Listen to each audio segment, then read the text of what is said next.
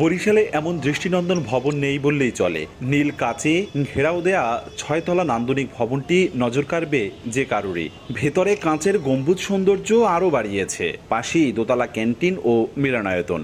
বরিশাল নগরীর নতুল্লাবাদে 2.5 একর জায়গায় গড়ে তোলা হয়েছে IT training and incubation centre.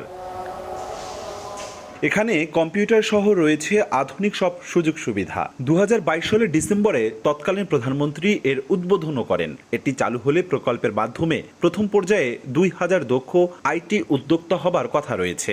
এই ভবনে শুধু ইউআই আর ডিজিটাল মার্কেটিং এই দুইটার ক্লাস এইখানে হয়েছিল। আমি ডিজিটাল মার্কেটিং করছিলাম। আমিও ট্রেনিং করেছি।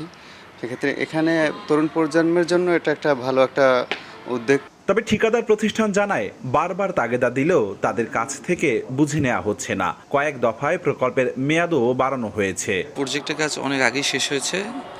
আমরা অফিসকে বেশ অনেকবার চিঠি দিয়েছি। এখন কি কারণে তারা নিচ্ছে না আসলে আমরা এটা বলতে পারছি না। এ বিষয়ে প্রকল্প পরিচালক মোহাম্মদ হুমায়ুন কবিরের সঙ্গে যোগাযোগের চেষ্টা করা হলে তিনি ফোন রিসিভ করেননি। ভবনটি নির্মাণে প্রায় 80 কোটি টাকা ব্যয় হয়েছে। অপূর্ব অপু, সময় সংবাদ, বরিশাল।